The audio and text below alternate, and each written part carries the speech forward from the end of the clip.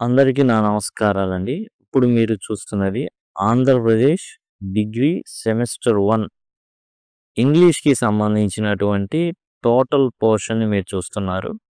గంట, 2 గంటల్లోనే టోటల్ పోర్షన్‌ని మీరు కంప్లీట్ చేసే విధంగా ఈ ప్లే లిస్ట్‌లయితే రూపొందించబడినాయి. ఇక్కడేందంటే గ్రామర్ అంశాలనేవి మీకు కూలంకషంగా ఇవ్వబడినటువంటి playlist and as well as ఇదొచ్చేసిందంటే పాఠ్యాంశాలకు సంబంధించిన ప్లే లిస్టు మీకు ఈ డిస్క్రిప్షన్‌లో ఇవ్వడం జరిగింది.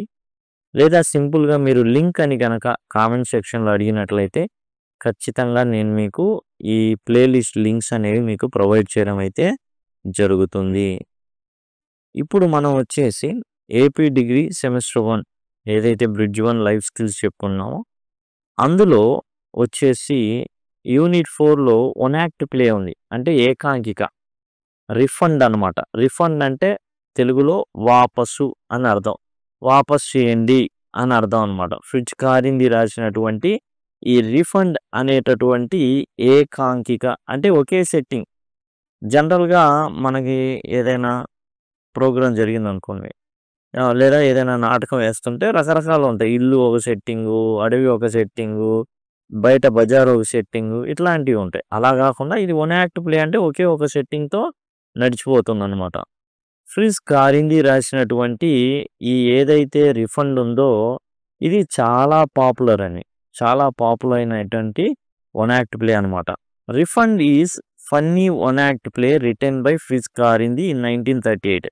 1938లో ఫ్రిజ్ కారింది ఈ రిఫండ్ వాపసు లేదా వాపస్ చేయండి, తిరిగి కట్టండి అనేటటువంటి నాటకాన్ని ఏం తిరిగి కట్టాలి, ఏం వాపస్ చేయాలి అనేది మనం ఇందులో చూస్తాం అన్నమాట. తర్వాత మనం చూసినట్లయితే the story is about a man named Wasserkopf. Wasserkopf అనేటటువంటి వ్యక్తి ఉన్నాడు. ఇది యాక్చువల్గా జర్మనీ పేరు అనమాట. ఈ వాసర్కోఫ్ ఇతను హీఈస్ 40 years old. ఇతను 40 ఏళ్ళు ఉన్నాయి and does not have a job. ఏ ఉద్యోగం లేదు. Everywhere he goes people say he is useless. ఎక్కడికి వెళ్ళినా కానీ ఈ వాసుకోఫ్ని ఏమంటారంటే పనికిరాని సవట అని తిడుతూ ఉంటారు. ఏం తెలియదు నీకు, నువ్వు పనికిరావు దేనికి అంటుంటారు. One day he meets a man name Lederer and Lederer talks about business, foreign exchange and Hungarian money.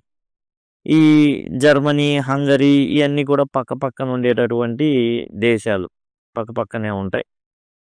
ఇక ఈ వాసుకు ఫ్రెండ్ ఒకడు ఉన్నాడు. అతని పేరు ఏంటంటే లెడరర్.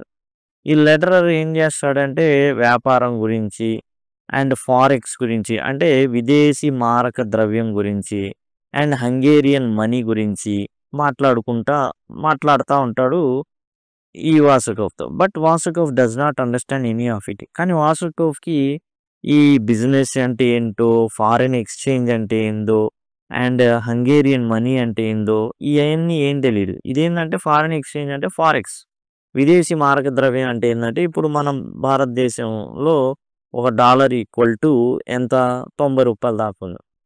ఇది ఏమవుతుందంటే ఒడిదుడుకులకి లోనవుతుంది. ఇది కొంచెం పెరిగినప్పుడు దాని అడ్వాంటేజ్ తీసుకొని డబ్బులు సంపాదించేటటువంటి కొన్ని మార్గాలు అయితే ఉంటాయి. వాటి గురించి మాట్లాడుతున్నాడు లెడరర్. కానీ ఇదేం వాసుకోఫ్కి అర్థం కావట్లా. Lederer marks him suggest he should ask school for his tuition fee back. అరే నీకు స్కూల్లో ఏం చదువు చెప్పారురా, ఏం చెప్పారు, నీకేం అర్థం కావట్లా, నువ్వు కట్టిందంతా ఫీ వేస్ట్, వెళ్ళి నువ్వు తీసుకుంటే మంచిది, వెళ్ళి మీరేం నాకు చదువు చెప్పలేదు, నా ఫీజు నాకు వాపస్ చేయండిరా అని అడిగి తీసుకో అని వేలాకోలంగా అన్నాడు లెడరర్ వాసర్కోఫ్ని. Wasserkopf thinks this is good idea because he has no money. దీన్ని చాలా అడ్వాంటేజియస్గా ఇది ఒక అద్భుత ఉత్తమ సలహాగా స్వీకరిస్తాడు వాసర్కోఫ్. లెడరర్ యాక్చువల్గా ఏంటంటే వేలాకోలం ఆడాడు. అరే నీకేం తెలీదు, ఎందుకు ఏడ చదువుకున్నావురా నువ్వు అనేసి వేలాకోలం ఆడాడు. కానీ దాన్ని సీరియస్గా తీసుకున్నాడు వాసర్కోఫ్. Wasserkopf goes to his old school. తన పాత స్కూల్కి వెళ్ళాడు and demands a refund for his tuition fee paid 18 years ago. 18 ఏళ్ల నాడు తాను కట్టినటువంటి ఫీని మరలా వాపసు చేయమని అడుగుతాడు.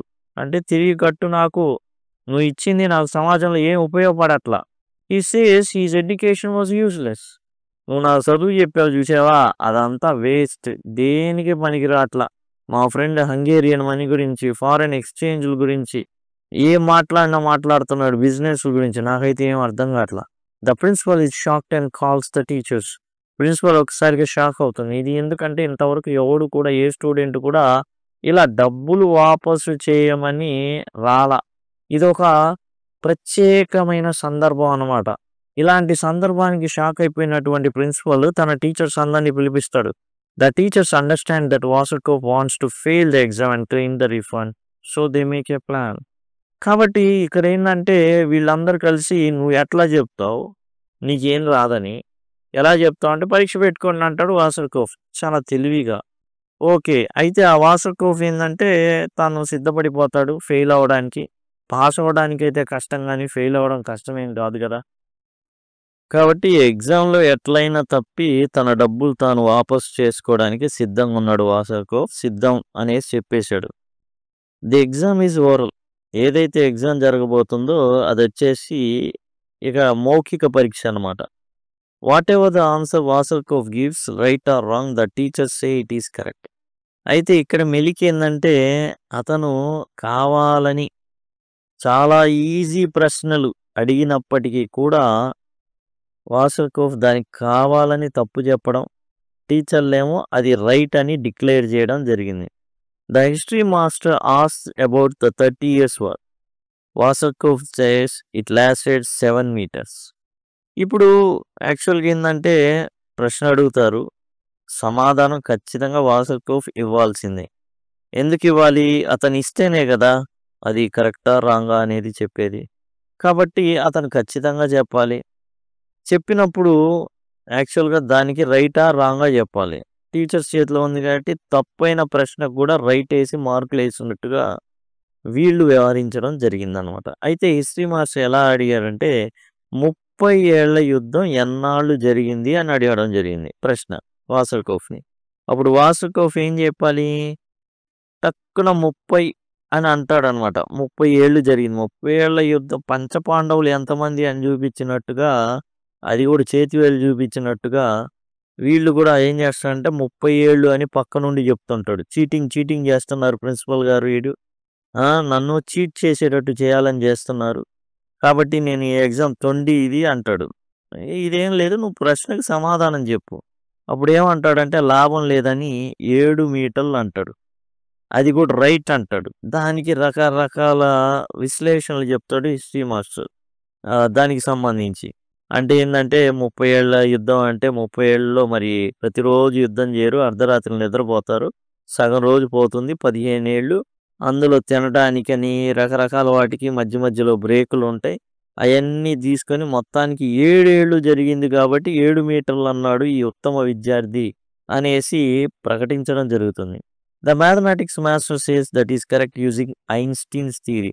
ఇదంతా ఎవరు చెప్తారంటే మ్యాథమెటిక్స్ మాస్టర్ చెప్తాడనమాట. అసలు వాసర్‌కోవ్ చాలా చక్కగా హిస్టరీని, మ్యాథ్స్‌ని కలగలిపి ఒక కొత్త నిర్వచనం చెప్పాడు. అది మన స్టూడెంట్ పవర్ అంటే అనేసి డిక్లేర్ చేస్తాడు maths sir for the history question. The physics master ask about church clocks and optical illusion.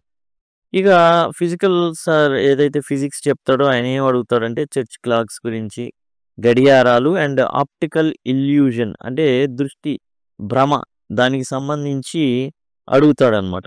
వాసర్‌కోవ్ insults him but the teacher still says the answer is correct. ఇక వాసర్‌కోవ్‌కి అర్థమవుతుంది వీళ్ళు ఎలా చెప్పినా సరే ఎట్లా చెప్పబోతున్నారు ఆన్సర్‌లు అంటే కరెక్ట్ అని చెప్పబోతున్నారు టీచర్లు. కాబట్టి బూతులు తిడతాడు. నువ్వు అప్పుడే నాకు నచ్చలేదు. సంథింగ్ ఇలా చేసాడు, అలా చేసాడు ఇయన్నీ జరుగుతాయన్నమాట. అయినప్పటికీ కూడా ఫిజిక్స్ మాస్టర్ ఏం రెచ్చిపోడు. నువ్వు కరెక్ట్ చెప్పావు. అప్పుడే కదా పగ తీర్చుకునేది. ఇంత తిట్టిన తర్వాత ఎదురు తిట్టడం కన్నా నువ్వు చెప్పింది రైట్ అంటే సరిపోతుంది. వాడికి నష్టం కలుగజేయొచ్చు వాసర్‌కోవ్‌కి. The geography master asked for name for a city. Wasserkopf says same. The teacher says it is correct telling a funny legend. ఇక జాగ్రఫీ మాస్టర్ గారి వంతు వస్తుంది. అతను ఒక క్వెషన్ అడుగుతాడు. ఇది ఏం చేస్తాడంటే సేమ్ అంటాడు. అంతే అంటాడు. అదే కరెక్ట్ అంటాడు. దానికి ఒక కథ అల్లుతాడు. 1 by 1 all wrong answers are made corrected by teachers. కాబట్టి ప్రతి తప్పుడు సమాధానం కూడా రైట్ అయిపోతుంది ఆ విధంగా. Wasserkopf uses bad words to insult them. ఇక బూతులు తిట్టడం మొదలుపెడతాడు. But they stay calm. కానీ వాళ్ళు చాలా నిదానంగా, చాలా ఓపికగా సమాధానాలు చెప్తారనమాట. ఎందుకంటే దీంట్లో ఓడిపోతే దాదాపుగా 18 ఏళ్ల నాడు కట్టినటువంటి ఫీజుని తిరిగి ఇచ్చేయాల్సి ఉంటుంది. ప్రాబ్లమ్ వాసర్కోఫ్‌తో కాదు. ఒకవేళ వాసర్కోఫ్ దీంట్లో ఈ ఎగ్జామ్‌లో గనక సక్సెస్ సాధించినట్లయితే, వాసర్కోఫ్ లాంటి వాళ్ళు చాలామంది వచ్చి ఈ ఇన్‌స్టిట్యూషన్ దగ్గర ఫీజు వాపసు చేయమని అడిగితే వాళ్ళ పరిస్థితి ఏం కావాలి? అది నిజమైన problem. Finally the mathematic master asks an easy and hard question. చివరిలో మ్యాథ్స్ మాస్టర్ వస్తారు. ఫిజిక్స్ ఆయన పని అయిపోయింది. హిస్టరీ పని అయిపోయింది. అండ్ మ్యాథ్స్ ఆయన అడుగుతాడనమాట. ఒక కష్టమైన ప్రశ్న అడుగుతా, ఒక సులభమైన ప్రశ్న అడుగుతా. Wasserkopf gives a wrong answer for the easy one. చాలా కష్టమైన క్వశ్చన్ యాక్చువల్గా అడుగుతాడు. దానికి కావాలని రాంగ్ ఆన్సర్ చెప్తాడు వాసర్కోఫ్. దాన్ని ఈజీ అంటాడు జనరల్గా మ్యాథ్స్ సార్. కానీ ఇతను మాత్రం తప్పు చెప్తాడు, రాంగ్ ఆన్సర్ చెప్తాడు. మాస్టర్ ఏం చెప్తాడంటే, ఈ failed and must get is tuition fee back. చూడండి, చాలా ఈజీ ప్రశ్నకి తప్పు చెప్పాడు వాసర్కోఫ్. కాబట్టి మ్యాథ్స్ సార్నైనా నేను చెప్తున్నా, వీడు ఫెయిల్, మ్యాథ్స్లో ఫెయిల్, వాడి ఫీజు వాడికి ఇచ్చేయండి. ఈ ask Wasserkopf for the exact amount of money. ఇప్పుడు మ్యాథ్స్ మాస్టర్ గారు పన్నిన పన్నాగంలో వాసర్కోఫ్ ఇరుక్కోబోతున్నాడు. కష్టమైన ప్రశ్న అడుగుతానన్నాడు కదా, ముందు ఈజీ ప్రశ్న అనేసి చాలా కష్టమైన ప్రశ్న అడిగాడు. దానికి కావాలని సమాధానం తప్పు చెప్పిన వాసర్కోఫ్ ఈసారి మ్యాథ్స్ మాస్టర్ ఏం చెప్పాడంటే, నీకు ఎంత రిఫండ్ రావాలో ఎగ్జాక్ట్ అమౌంట్ చెప్పు, ఇచ్చేస్తారు అన్నాడు.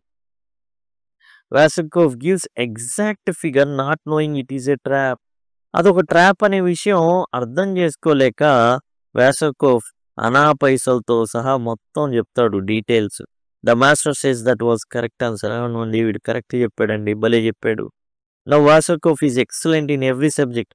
కాబట్టి చాలా సులభమైన దానికి తప్పు చెప్పినప్పటికీ కష్టమైన దానికి ఒప్పు చెప్పాడు. కాబట్టి ఈ అబ్బాయిని నేనేం చేయబోతున్నానంటే పాస్ చేస్తున్నాను అన్నాడు.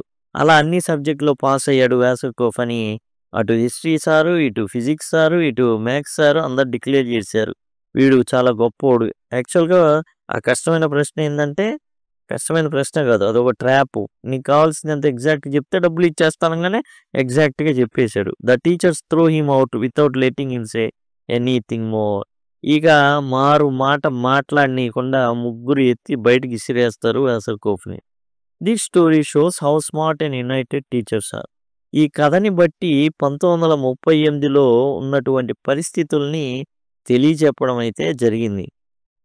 They protect the school's reputation in cleverly handle Wasserkopf. చాలా తెలివిగా వాసర్కోఫ్ని డీల్ చేశారు.